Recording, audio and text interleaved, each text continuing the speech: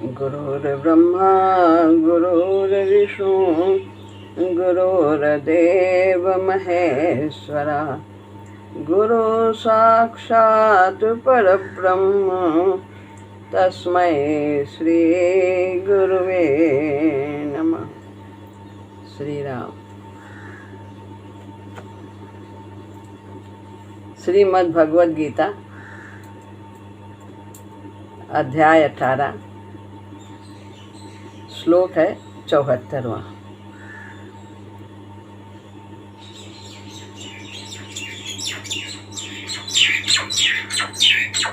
संजय उवाच। इत्यहं वासुदेवस्य पार्थस्य च महात्मनः संवादमिममश्रोषम् अद्भुतं रोमहर्षणम्।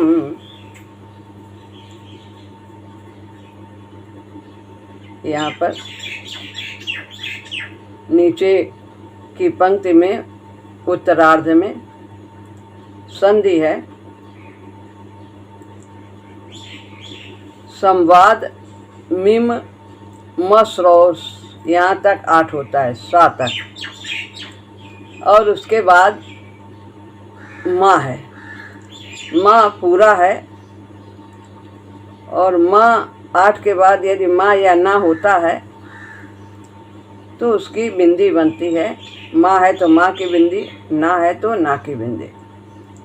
तो यहाँ माँ है, माँ की बिंदी सा पे लग जाएगी, आधा माँ निकल आएगा बिंदी के रूप में सा के ऊपर। अब इसमें कोई अन्य मात्रा नहीं है, केवल छोटा आ ही निकलता है, मदभुतम माँ माँ। तो इसलिए यहाँ पर आगे हम अद्भुतम पढ़ेंगे। इत्यहम, इस प्रकार, अहम माने मैंने, संजय कह रहे हैं, वासुदेवस्य, भगवान वासुदेव, और चा माने और, महात्मना महात्मा, पार्थस्य यानी प्रथानंदन अर्जुन का, इमम संवाद, इमम संवादम, इमम तो यह, इमम माने यह, रोमहर्षणम रोमांचित करने वाला, अद्भुतम अद्भुत, संवादम संवाद, अश्रोषम यानी सुना। संजय कहते हैं धृतराष्ट्र से कि इस प्रकार मैंने भगवान वासुदेव और महात्मा प्रथानंदन अर्जुन का यह रोमांचित करने वाला अद्भुत संवाद सुना, ऐसा कहते हैं।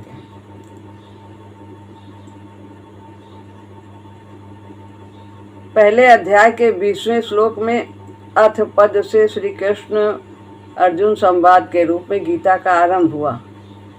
20वें श्लोक से आरंभ हुआ संवाद, तो अथ से। अब यहाँ पर इति पद से उसकी समाप्ति करते हुए संजय इस संवाद की महिमा बताते हैं। जितना बीच का संवाद हुआ उसको इति कह रहे हैं। इस प्रकार,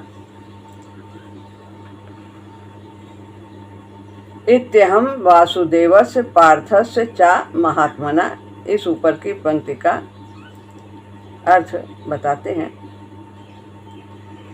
संजय कहते हैं कि इस तरह मैंने भगवान वासुदेव और महात्मा प्रथानंदन अर्जुन का यह संवाद सुना। वो संवाद कैसा है? जो कि अत्यंत अद्भुत है, विलक्षण है। अद्भुत संवाद था कि मेरी शरण में आ जाओ। कोई भी ऐसे कह सकता है कि मेरी शरण में आ जाओ, मैं तुझे सभी पापों से मुक्त कर दूंगा। और विलक्षण, कितना अद्भुत विराट रूप दिखाया, अत्यंत अद्भुत विलक्षण। और इसकी याद मात्र से, सोचने मात्र से, याद करने मात्र से हर्ष के मारे रोमांचित हो उठता हूँ। ये जो याद है, केवल इसका याद करने से ही व्यक्ति, साधक रोमांचित हो उठता है भगवान के स्वरूप का स्मरण करने से। विराट स्वरूप किस प्रकार का था, क्या क्या था उसमें, पूरा ब्रह्मांड था, सारे लोग थे। यहाँ इति पद का तात्पर्य है कि पहले अध्याय के 20वें श्लोक में अथ व्यवस्थितान दृष्ट्वा धार्तराष्ट्रान कपिध्वज, ये कहा 20वें श्लोक में। पद से संजय श्री कृष्ण और अर्जुन के संवाद रूप गीता का आरंभ करते हैं। क्या आरंभ करते हैं, यहाँ से बताते हैं कि अर्जुन ने भगवान से कहना शुरू किया 20वें श्लोक से कि जब उन्होंने देखा सेनाएं खड़ी हैं दोनों तरफ की, तो अर्जुन ने आज्ञा दी भगवान को कि हे कृष्ण, आप मेरे रथ को दोनों सेनाओं के मध्य में खड़ा कीजिए। ऐसे कृष्ण से पहला संवाद अर्जुन का आरंभ हुआ। और यहाँ इति पद से उस संवाद की समाप्ति करते हैं कि इस प्रकार मैंने ये सारा संवाद जो 20 का था, वो सब मैंने कृष्ण और अर्जुन का, महात्मा अर्जुन और भगवान कृष्ण का ये संवाद मैंने सब सुना, जो कि अत्यंत ही अद्भुत और विलक्षण था, रोमांचित करने वाला था। अर्जुन के लिए महात्मना विशेषण देने का तात्पर्य है, क्यों उन्हें महात्मा कहा, कि अर्जुन कितने महान, कितने विलक्षण पुरुष हैं कि भगवान को वो आज्ञा देते हैं और भगवान उनकी आज्ञा का पालन करते हैं। सारथी बने कि रथ को वहां दोनों सेनाओं के बीच ले चलिए। अर्जुन कहते हैं कि हे अच्युत, मेरे रथ को दोनों सेनाओं के बीच में खड़ा कर दो। तो भगवान दोनों सेनाओं के बीच में रथ को खड़ा कर देते हैं। गीता में जहाँ जहाँ अर्जुन प्रश्न करते हैं, वहाँ वहाँ भगवान बड़े प्यार से उनके शंकाओं का समाधान करते हैं। हर प्रश्न का उत्तर बहुत ही प्रेम पूर्वक समझा कर देते हैं, विस्तार से समझाते हैं। इस प्रकार महात्मा अर्जुन के और भगवान वासुदेव के संवाद को मैंने सुना। कोई ऐसा कह सकता, भगवान को आज्ञा दे सकता है कि आप अब ये करिए, ऐसा करिए। जीव तो खुद ही भगवान की सेवा में रहता है, उनकी आज्ञा में रहता है। लेकिन अर्जुन को महात्मा कहा है कि भगवान को वो आज्ञा देते हैं और वो उनकी आज्ञा स्वीकार करते हैं। तो बहुत बड़ी बात है कि किसी के सारथी बनना, और अर्जुन रथी थे और वो सारथी थे भगवान। तो साधारण व्यक्ति के सारथी नहीं बन सकते हैं, जो बहुत ही बड़ा भक्त होगा उसी के लिए भगवान इस प्रकार से कार्य करते हैं। वैसे तो सभी जीवों का कल्याण करते हैं, सभी के लिए सब कुछ कर रहे हैं। संवाद मिम मश्रौषम अद्भुतम रोमहर्षणम। अब ये पंक्ति का, नीचे की पंक्ति का वर्णन हो रहा है। इस संवाद में अद्भुत और रोमहर्षण पना बताया गया है कि रोमांचित करने वाला, अद्भुत है। शास्त्रों में प्रायः ऐसी बात आती है कि संसार की निवृत्ति के लिए, संसार से निवृत्त पाने के लिए, छुटकारा पाने के लिए हमें आश्रम में जाना होगा, सब कुछ त्याग करना होगा, पारमार्थिक मार्ग पर चलकर ही हम प्राप्त कर सकते हैं भगवान को, आवागमन से मुक्त हो सकते हैं, तभी मेरा कल्याण हो सकता है, ऐसा शास्त्रों में है। ज़्यादातर ये सब अवरोह, ये जो है ये साधना आरोह मार्ग की है और हमारा अवरोह मार्ग है। तो यहाँ जो भगवान ने पुष्टि की है वो अवरोह मार्ग की, घर गृहस्थी में रहती है, इसलिए ये अद्भुत है। मनुष्यों में भी प्रायः ऐसी धारणा बैठी है कि वे लोग बड़े भाग्यशाली हैं जो सब छोड़ छाड़ के जंगल में बैठे हैं, तपस्या कर रहे हैं, साधना कर रहे हैं, और हम तो यहाँ बेकारी पचड़े में पड़े हुए हैं। तो महाराज जी कहते हैं ऐसे उनके ये आंसू व्यर्थ जाते हैं, अकारत होते हैं। क्यों? क्योंकि देखिए गीता में क्या कहा है, कर्मयोग के द्वारा, भक्ति योग के द्वारा, घर गृहस्थी में रहते हुए हम अपना कल्याण निश्चित रूप से कर सकते हैं। और उसका उपाय बताया, उसका साधन बताया कैसे करना। बहुत आसान साधन है, सरल है। मनुष्यों में भी प्रायः ऐसी ही धारणा बैठी हुई है कि घर कुटुंब आदि को छोड़कर साधु सन्यासी होने से ही कल्याण होता है। परंतु गीता क्या कहती है कि कोई भी परिस्थिति हो, कोई भी अवस्था हो, घटना हो, देश है, कहीं भी हम रहते हों, कोई भी समय हो, उसी के सदुपयोग से मनुष्य का कल्याण हो सकता है। सदुपयोग क्या है? समुचित मनोवृत्ति। सिखवा न कोई सवाल, ये क्या हो गया, वैसा होता तो हम ये भजन कर लेते हैं, ये परिस्थिति क्यों आ गई है, अब हम ऐसे में कैसे करें, घर इतना छोटा है, कैसे भजन करें, एकांत कमरा होता तो कितना अच्छा होता है, ऐसे कितना ये शोर हो रहा हो। तो ये सब अवस्थाएं क्यों आती हैं? शोर में हमें रहने के लिए क्यों कहा जाता है, इसमें भी रहो, इसमें भी। हमारी ऐसी आदत हो जाए कि हम किसी भी परिस्थिति में रह करके हम भगवान का सुमिरन कर सके, हमारा मन लग सके, हमारा ऐसा करते करते हम उन परिस्थिति में रहते हुए भी हम आदी हो जाते हैं, फिर हमें वो शोर सुनाई भी नहीं देता। गंगा के किनारे कितनी आवाज़ आती है और वहाँ पर फिर भी लोगों का ध्यान कितना अच्छा लगता है। तो ये गीता कोई परिस्थिति विशेष की मांग नहीं करती है कल्याण के लिए, कोई देश काल समय ऐसा कुछ भी नहीं कि सतयुग होता तो हम जब प्रहलाद की तरह कर लेते और ऐसा ये युग है, कलयुग है, और युग में होते तो सब कुछ अच्छा था, उसमें यहाँ इसमें तो कुछ बनता ही नहीं। इस युग में तो कलयुग है, कलयुग नहीं, ये कृत युग है, कर्म युग है, करने का युग है।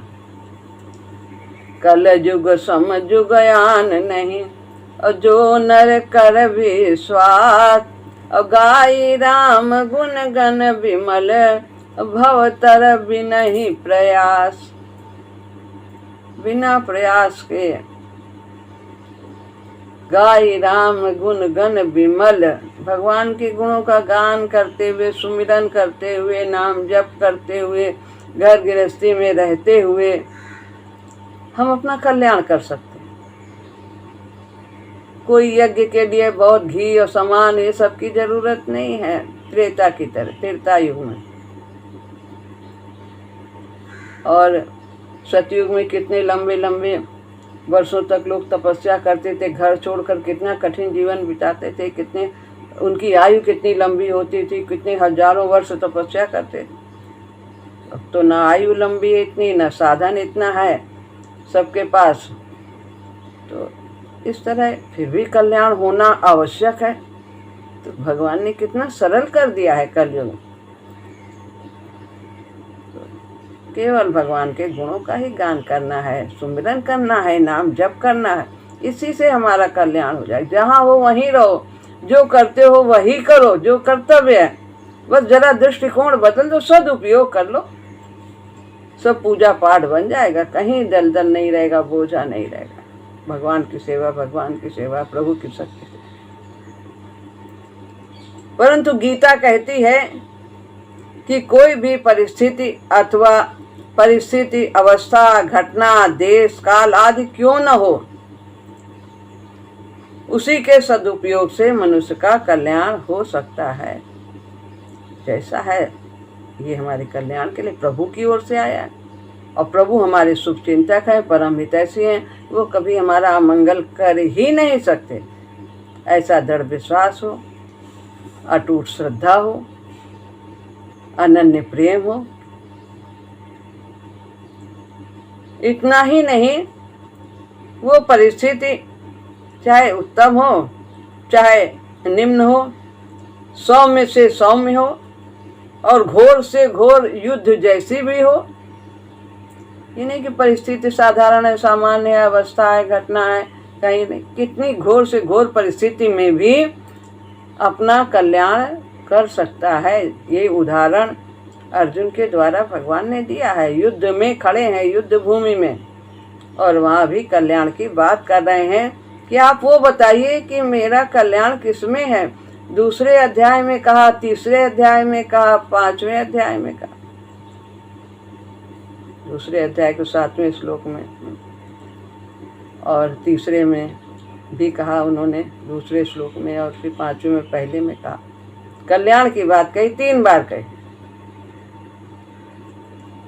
तो यहाँ जीतने हारने की बात नहीं कही, कल्याण हो। तो ये गीता शास्त्र युद्ध में विजय पराजय के लिए नहीं कहा गया है।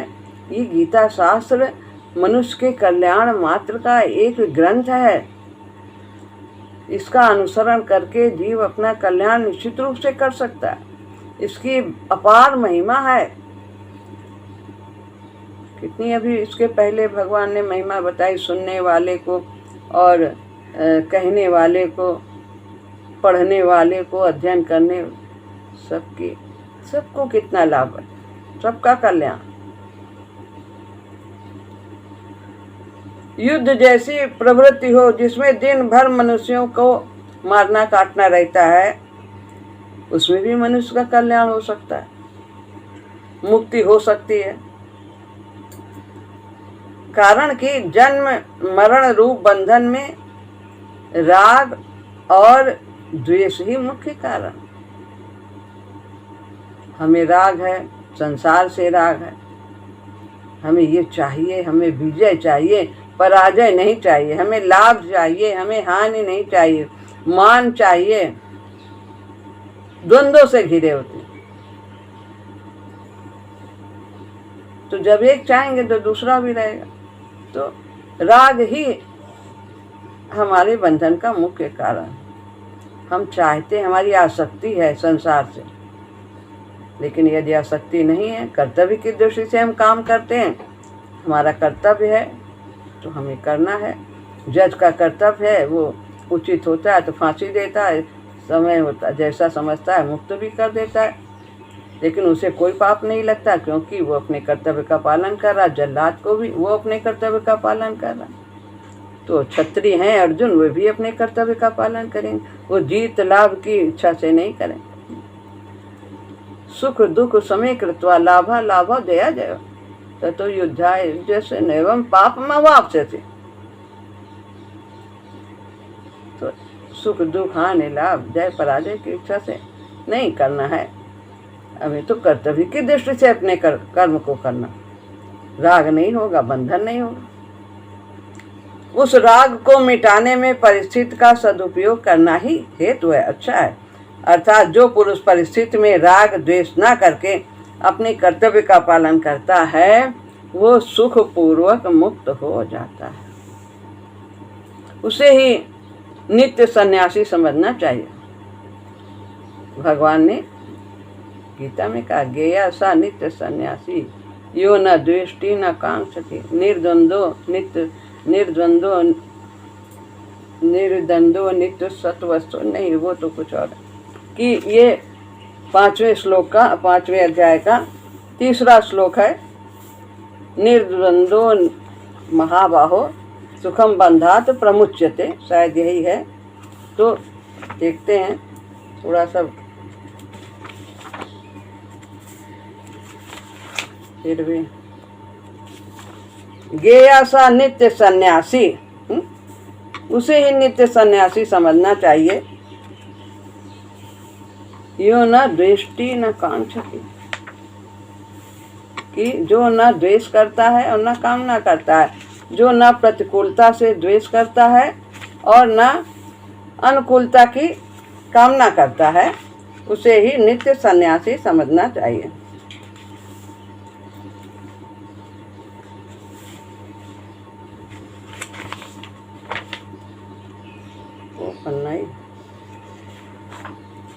गेया सा नित्य सन्यासी यो न द्वेष्टि न कांक्षति निर्द्वंदो ही महाबाहो सुखम बंधात प्रमुच्यते। कंफ्यूजन ना हो, इसलिए थोड़ा सा कभी कभी ऐसा हो जाता है। तो उसे ही नित्य, जो अनुकूलता से को नहीं चाहता है और प्रतिकूलता से द्वेष नहीं करता, ये ना है ये ना, निर्द्वंदो ही महाभाव। और निर्द्वंद है, द्वंद्वों से परे है। द्वंद्व उसे प्रभावित नहीं करते। द्वंद्वों से परे, द्वंद्व आएंगे जीवन में, लेकिन वो उनसे प्रभावित नहीं होता, सुखी नहीं होता, दुखी नहीं होता, द्वेष नहीं होता, घृणा नहीं करता है। यही प्रभावित होना ही बंधन का कारण। आया है, देखता है, ये भी आया है, वो भी आया है, ये ना ये रहेगा ना वो रहेगा, सब हमारे कल्याण के लिए। इस प्रकार यही अद्भुतपना है कि सभी परिस्थितियों में जीव अपना कल्याण कर सकता है। गीता ऐसा शास्त्र है, इसमें यह भगवान ने बताया है, सब उपाय बताए हैं। भगवान का स्वयं अवतार लेकर मनुष्य जैसा काम करते हुए अपने आप को प्रकट कर देना, विराट रूप दिखा देना। मेरी शरण में आ जा, मैं तुझे सभी पापों से मुक्त कर दूंगा। यह अत्यंत गोपनीय रहस्य की बात कह देना, यही संवाद में रोमहर्षण करने वाला, प्रसन्न करने वाला, आनंद देने वाला संवाद है। गीता में महात्मा शब्द केवल भक्तों के लिए आया है। यहाँ संजय ने अर्जुन को महात्मा कहा है। क्यों? क्योंकि वे अर्जुन को भक्त ही मानते हैं, जो भगवान उनसे साक्षात उनसे कथन कर रहे हैं। तो और भगवान ने भी कहा है भक्तों में, गीता में 4थे अध्याय में 30रा श्लोक है। तो इस प्रकार भक्तों में, इष्टों में, मेरा भक्त है तो मेरा सखा है, ये सब बातें भगवान ने अर्जुन को महात्मा कहा है, भक्त कहा है, और संजय भी उन्हें महात्मा कहे। अब ये बात है जो कल विषय चला था कि थोड़ा सा स्मृति लब्धा को और हम लोग समझें। स्मृति लब्धा, अर्जुन कहते हैं कि मुझे स्मृति प्राप्त हो गई।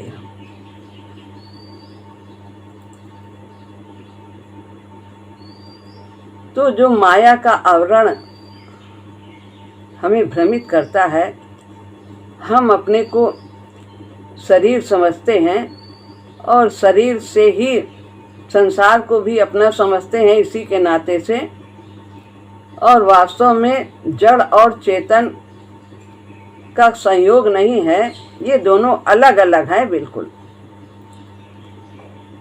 तो ये जो विस्मृति हो जाती है, जीव भूल कर बैठता है, अपने को शरीर मानता है। जैसे हम वस्त्र को धारण करते हैं, वस्त्र को ही हम अपना स्वरूप मान ले तो यह हमारी भूल है। वस्तु तो बदलते रहते हैं। वासांसि जीर्णानि यथा विहाय नवानि गृह्णाति नरोपराणि तथा शरीराणि विहाय जीर्णानि अन्यानि संयाति नवानि देहि। जैसे जीर्ण हो जाने पर हम अपने वस्त्रों को बदल देते हैं, हम वही रहते हैं, ऐसे आत्मा भी शरीर रूपी वस्त्रों को जीर्ण होने पर बदल देती है। जीर्ण होने का मतलब ये नहीं है कि हम बूढ़े हो जाएं तभी हम शरीर त्यागें आत्मा, ऐसी बात नहीं। जीर्ण होने का मतलब है जब शरीर अनुपयोगी हो जाता है, चाहे वो अल्पकालीन छोटा ही बच्चा क्यों ना हो, चाहे जिस आयु का हो, जितना उसको यहाँ प्रारब्ध दिया जाता है, जब उतना उसका पूरा हो जाता है लेना देना, तो फिर वो उसकी यहाँ पर आवश्यकता नहीं होती है और फिर वो उस शरीर को त्याग देता है और दूसरे शरीर को धारण करता है विकास के लिए। जहाँ उपयोगिता होती है वहाँ प्रभु उसे भेजते हैं। विकास ही शरीर धारण का उद्देश्य है। तो वो भूल जाता है कि मैं आत्मा हूँ, मैं शरीर रूपी वस्त्र को धारण करने वाला हूँ, मैं घर में रहने वाला हूँ, मैं घर नहीं हूँ, मैं इस घर में निवास करता हूँ और घर से व्यक्ति कोई भी बाहर निकल सकता है, कभी भी जा सकता है। वो बंधन में नहीं है। वो हम अपने कमरे से निकले, बाहर निकले, कहीं भी जा सकते हैं, हम घर में चिपके नहीं हैं। लेकिन जब हम घर ही मान लेंगे तो ये हम मूर्ख हैं कि हम अपने को क्या समझते हैं। तो स्मृति लब्धा का तात्पर्य है कि जो आवरण माया का है, जो हमारी अज्ञानता है, जब वो हट जाती है और ज्ञान का उदय होता है, हम अपने वास्तविक तत्व को समझते हैं कि मैं कौन हूँ, तो स्मृति प्राप्त हो जाती है, मैं ये शरीर नहीं हूँ, ऐसा बोध हो जाता है। तो इसलिए यहाँ पर स्मृति लब्धा, अर्जुन कह रहे हैं मैंने स्मृति को प्राप्त कर लिया है। स्वरूप की विस्मृति, भूलना, स्वरूप की विस्मृति अर्थात विमुक्ता का नाश होना, यहाँ पर विस्मृति है कि हम भूल गए मैं कौन हूँ। लेकिन जब यहाँ पर याद हो जाते हैं कि मैं कौन हूँ, मैं तत्व, मैं आत्मा हूँ, परमात्मा का अंश हूँ, तो स्मृति हो जाती है। उस स्मृति का प्राप्त होना जो नित्य है, जो हमारा स्वरूप है, जो बदलता नहीं, जो अपरिवर्तनशील है, उस स्थिति को प्राप्त होना, उसको जान जाना, स्मृति प्राप्त करना है, स्मृति लब्धा। संसार तथा शरीर के साथ अपने स्वरूप को मिला हुआ समझना विस्मृति है। हम दोनों एक में मिला देते हैं कि हम मुख्य रूप से शरीर को ही समझते हैं, तो ये विस्मृति हो गई अपने स्वरूप की। और इसको अलग समझना कि मैं अलग हूँ और ये अलग है, जैसे सुई और धागा। धागा जो है वो कपड़े का अंश है और उसको उसमें जाना है वस्त्र में, धागे को, तो वो अपने आप तो उसमें जा नहीं सकता, तो उसको विजातीय तत्व का सहारा लेना पड़ता है। विजातीय तत्व कौन सा है? सुई। सुई कितना कठोर है और धागा कितना कोमल है। विजातीय तत्व का सहारा लेना पड़ता है। सुई में धागा पिरो करके हम वस्त्र में उसको लगा देते हैं और फिर वो सुई अलग हो जाती है। तो इस तरह तत्व को तत्व से मिलने के लिए हमें जड़ का सहारा लेना पड़ता है।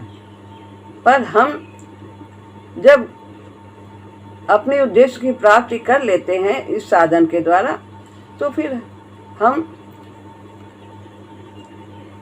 इस साधन के द्वारा जब प्राप्ति कर लेते हैं तो हमें इस शरीर की आवश्यकता नहीं होती, त्याग देता है आत्मा। तो वास्तविक स्वरूप को समझना है कि मैं कौन हूँ। मुझे स्मृति हो गई है कि मैं भगवान का था, भगवान का हूँ और भगवान का ही रहूँगा। तो अर्जुन को जो ये स्मृति हुई, जो अभी तक कह रहे थे मैं नहीं करूँगा, मैं करूँगा, मैं युद्ध नहीं करूँगा, यही सब बोल रहे थे, मैं ऐसा करूं, मैं ऐसा सोचता हूँ, तो ये जो मैंपना है वो सब उनका समाप्त हो गया है। और वो समझते हैं कि मैं प्रभु का यंत्र हूँ, प्रभु के द्वारा ही संचालित होता हूँ, मैं अपने आप कुछ कर ही नहीं सकता हूँ, जो वो कहेंगे वही ये शरीर करेगा। तो यह जो स्मृति आ गई है, ये जो याद मुझे आ गया मैं कौन हूँ, ये मेरी अपनी कोई विशेषता नहीं है, तो ये भी प्रभु की कृपा से ही मुझे अपनी स्मृति हुई। आत्मा का बोध अपनी योग्यता से नहीं होता, अपने साधन से नहीं होता, तप से, यज्ञ से, दान से नहीं होता, ये केवल प्रभु की कृपा से ही होता है। और प्रभु की कृपा कब प्राप्त होती है? प्रभु के सम्मुख होने पर। वैसे तो सामान्यतः सभी पर कृपा है, लेकिन जो उद्देश्य की प्राप्ति के लिए हमें प्रभु के सम्मुख होना है, उन्हें ही अपना आश्रय, सहारा, बल, सब कुछ उन्हें ही समझना। तो प्रभु के सम्मुख उनकी सेवा में रहना है, संसार मात्र से विमुख होना। जब हम प्रभु के सम्मुख हो जाते हैं तो फिर संसार से विमुखता निश्चित हो जाएगी। एक तरफ ही हम देख सकते हैं, चाहे सामने देखें, तो पीछे का तो दिखेगा नहीं, घूमेंगे तब उधर का देखेंगे। तो हमें प्रभु के सम्मुख रहना है, दूसरा अपने आप विमुख हो जाएगा। तो इस प्रकार संसार का आश्रय छोड़कर केवल भगवान के शरण होकर कह देना, हे नाथ, मैं केवल आपकी आज्ञा का पालन करूंगा, मैं आपकी शरण हूँ। इस प्रकार से ये भाव आना, ये स्मृति लब्धा है कि जीव अनादिकाल से स्वतः परमात्मा का है, केवल संसार का आश्रय का त्याग करना है। हम संसार का सहारा लेते हैं, बल का लेते हैं, धन का लेते हैं, जन का लेते हैं, इनकी वजह से हम सब कुछ प्राप्त कर लेंगे। तो ये आश्रय संसार का सहारा, ये हमारे इतना है, सब जन है, सब हमारा सब पार लगा देंगे। देना बिना भगवान के सहारे कुछ नहीं हो सकता। उसकी कृपा से जितने भी सहारे मिले उसकी कृपा से मिले, साधन है। अर्जुन को मुख्य रूप से भक्ति योग की स्मृति हुई है। तो कर्म योग और ज्ञान योग एक साधन है, लेकिन जो भक्ति योग है, भगवान से प्रेम है, ये साध्य है, ये लक्ष्य है। ये हो गया तो सब कुछ हो गया। इसलिए भक्ति योग की स्मृति ही वास्तविक स्मृति है। हम प्रभु की सेवा में रहें, अनन्य भक्ति करें। अनन्य चेता सततम यो माम स्मृति नित्य सा तस्याहम सुलभा पार्थ नित्य युक्त से योगिना। जो अनन्य चित्त से मेरा स्मरण करता है उसके लिए मैं सुलभ हूँ, सततम, निरंतर, सुबह से लेकर के शाम तक, दुख आए चाहे सुख आए, परिस्थिति कैसी भी हो, मेरा आश्रय नहीं छोड़ता, मेरे पर विश्वास नहीं कम करता, छोड़ता है, श्रद्धा बनी रहती है।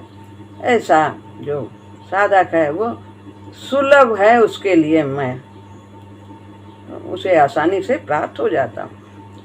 तो वासुदेव भक्ति योग की स्मृति क्या है, क्या याद है कि वासुदेव सर्वम, सब कुछ भगवान है। वासुदेवा सर्वमिति, सब में वही है, सब कुछ वही है, ऐसा अनुभव करना ही स्मृति है। सब कुछ उसकी ओर से है, सब में वही है, हर वस्तु में, हर व्यक्ति में, हर परिस्थिति में, घटना में उसे ही देखना चाहिए, उसकी इच्छा देखना चाहिए। यही भाव जब रहता है तो हम हर समय आनंद की स्थिति में रहते हैं, क्योंकि हम आनंद स्वरूप से जुड़े रहते हैं। आनंद स्वरूप है परमात्मा और उससे हम निरंतर जुड़े रहते हैं। तो सुखी मीन जे नीर अगाधा अजिमी हरि शरण न एक बाधा। कोई बाधा नहीं भगवान। जैसे मछली जो है अगाध जल में कितनी आराम से तैरती है, इधर उधर भागती है, सब प्रसन्न। जो जाकी शरण लई ता कहाँ ताकी लाज, उल्टे जल मछली चले और बहे हो जाते गजराज। तो इस प्रकार वासुदेवा सर्वम अनुभव करना स्मृति लब्धा है। यह अनुभव केवल भगवान की कृपा से ही होता है। तो वचन तो सीमित होते हैं, लेकिन प्रभु की कृपा असीम होती है। भगवान ने जितना भी कहा है सीमित कहा है, लेकिन उनकी कृपा असीम है, असीम है। हमें केवल देखने की जरूरत है। हमारी अगर नज़र कमी देखने में है तो हम वही दृष्टि, सुअर वाली दृष्टि होगी। सब कुछ होते हुए भी वो उसी में मुंह डालता है। लेकिन जो जिसकी दृष्टि सब कुछ देखना है, क्या देखना चाहिए वो जानता है, तो वह आनंद में ही रहता है। तो हमें कमी नहीं देखनी है, हमें भरेपन को देखना है। भगवान को हर समय धन्यवाद देना है। धन्यवाद प्रभु, आपने बहुत दिया है। जितना दिया है हम उसके योग्य ही नहीं हैं। हमारे कर्म ही ऐसे नहीं हैं कि हम इतना सब कुछ आपसे, आपकी कृपा को प्राप्त कर सकें। फिर भी आपने हम पर अगाध कृपा की है। इस प्रकार भगवान की कृपा का निरंतर अनुभव करते रहना चाहिए। श्री राम राम राम।